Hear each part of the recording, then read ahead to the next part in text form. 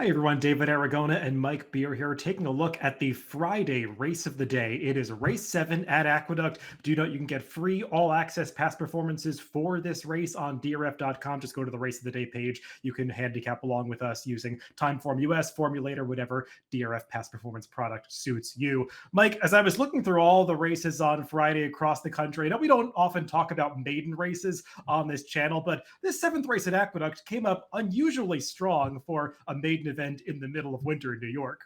Yeah, I'm with you. When I saw that on the schedule, I was wondering what the field was going to look like. It's pretty good. The horses that have experience, for the most part, have all run really well already. I wanted to say, David, when I pulled it up, that it's the much anticipated return of Colloquial, the morning line favorite. I guess I wouldn't go that far. I kind of forgot about this horse actually, but his debut was pretty good. Well, I guess some people are anticipating the return of Colloquial. He was included as an individual betting interest in the last Kentucky Derby future wager. I think he closed at 121 to 1. So we'll see if he rewards any bettors with an impressive return to the races on Friday. He is the 6 to 5 morning line favorite that I installed. I imagine he's going to take a lot of money in this spot. But Mike, there are others in this field that have run some fast speed figures in their only prior starts. And there are also some first time starters among this crew with pedigree. Yeah, I agree. It's interesting from a lot of different angles here. Maybe Colloquial will come back firing and just beat this field, David. But again, the other experienced horses have run well, and there's some very interesting first time starters. Well, there's no Timeform US pace projector for this race because the field is so lightly raced as a whole. So let's begin the conversation with the number 900. This is a horse that took a lot of money in his debut, bet down to 9 to 5 for trainer Tom Morley, a barn that does not typically attract that kind of support with first time starters. You'll notice that Grand Commander, who was the number 1 this day, is also in this replay that we're taking a look at. But Mike, 900 was the horse that had the trip this day because he was off slowly, bumped at the start, just traveled greenly and rank throughout, and looks like he's going to win the race right here, but hangs a little bit right at the very end. It did look like he was going to get there and reward all the money all the people that bet all the money on him there for the debut, David. But he had enough trouble in there to, want to be at least a little bit lenient as he sort of flattened out at the end. Just, the bump at the start, and then he was just wide around the track. He ran pretty well in there, and if he builds on it, he's going to be pretty tough, and he's got to break from the rail this time. Are you concerned about that rail draw, just given how hard to handle he was for Jose Lezcano on debut? I mean, I'm not going to worry about it at this point. You sort of expect some first-time starters to perhaps just not be totally clued in their debuts. Maybe that was the case with him. Obviously, he's going to have to clean some of that stuff up, but he's supposed to do that with a race under his belt. An interesting shipper in this race is the number 2, Fanatical, who made his debut at Fairgrounds towards the end of December, was a distantly beaten third that day, but still got a strong Beyer speed figure of 76, beaten by a couple of highly regarded 2-year-olds in Gunmetal and Prime Power. Now, Mike, that race came up extremely fast on the Beyer scale. I will say, when you look up that race in DRF Formulator and check out some of the runbacks, yeah, a few runners in that field have come back to run much lower in their subsequent starts, namely the winner Gunmetal, who disappointed last weekend at a stakes race at Gulfstream Park. But this horse did run pretty well, and I won't be surprised when he bucks that trend. Yeah, me too. I noticed the runbacks being pretty disappointing. Most notably the 1-2 finishers that they both run back.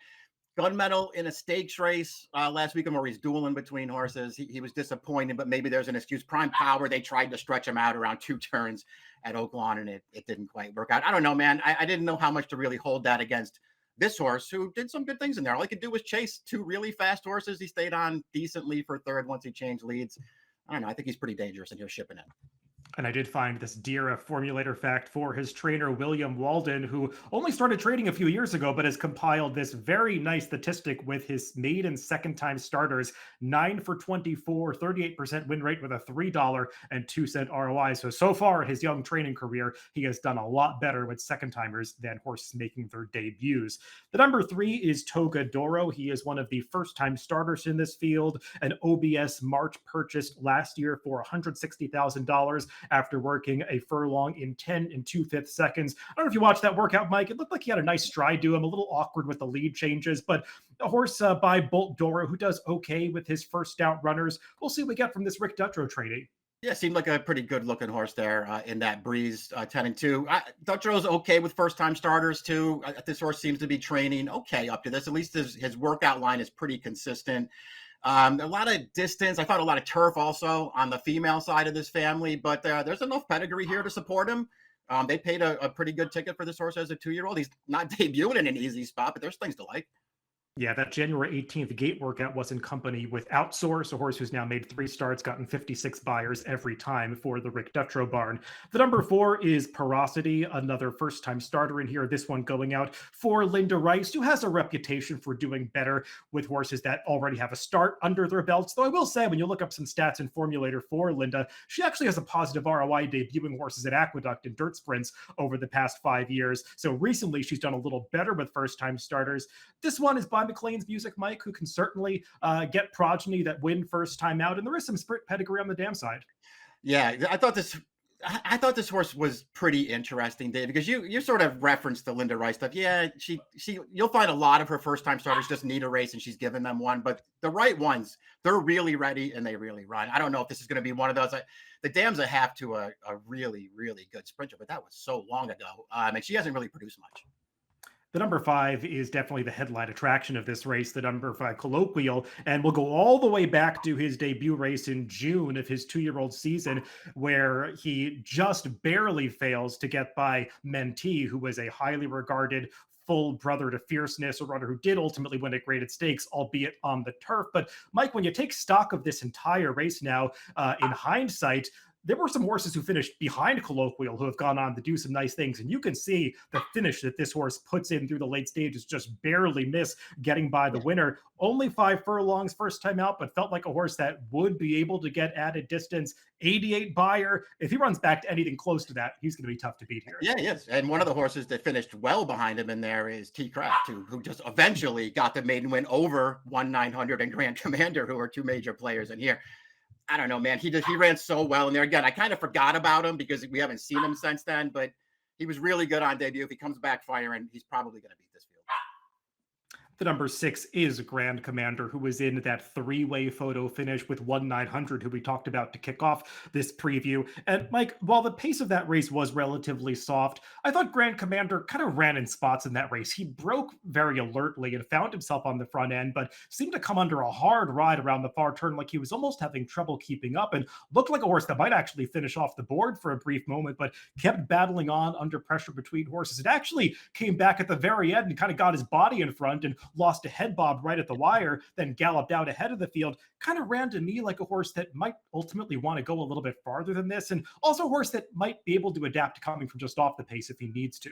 I thought the same thing about him. Even though he was right up with the pace, it seemed like he was kind of running in spots there a little bit as a first-time starter, but he still overall had one of the good trips in the race, David. He had every chance to win through the stretch. I'm with you. At mid-stretch, looked like he maybe was going to finish 3rd, if not 4th, and then he just sort of surged again right at the wire. And just missed in there. He ran fine. I don't know that I necessarily want to bet him back off of that race, but I can see him doing better. And I do think, if nothing else, taking both he and Grand Commander into consideration, I do think this is probably a tougher spot than that one. The number 7 is Quiet Moon, a first-time starting homebred from Godolphin. This one trained by Bill Mott. Not exactly a win early pedigree here, Mike. I mean, the Dam did win her debut race, but Bernardini not exactly known for getting first out winners, only 9% with that statistic. This one's got a decent enough work tab that stretches back quite a way, and it's from a decent Dam side pedigree, a little turf, though, if you go in 2 generations deep. Turf and distance on the bottom. That's what I found as well. I mean, I do think this is another one of the first time starters for a trainer who can win first time out. And this horse has just been training very steadily, which I like to see. We'll see how much speed we got at this horse, and see if he winds up needing to start.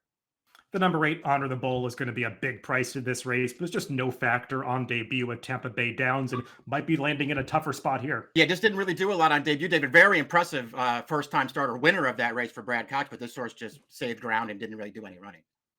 And then one of the more intriguing first-time starters in this race is drawn on the outside, the number 9, A Turn and Count. Pedigrees don't get a whole lot better than this. He's by Curlin, the Dam, 'Tis a Hit. She was a winner of the Grade 2 Demoiselle and has produced a really good runner in Grade 1 winner Come Dancing, who earned that victory in the Ballerina as a 5-year-old. When she was at her best, earned a 114 buyer over this track.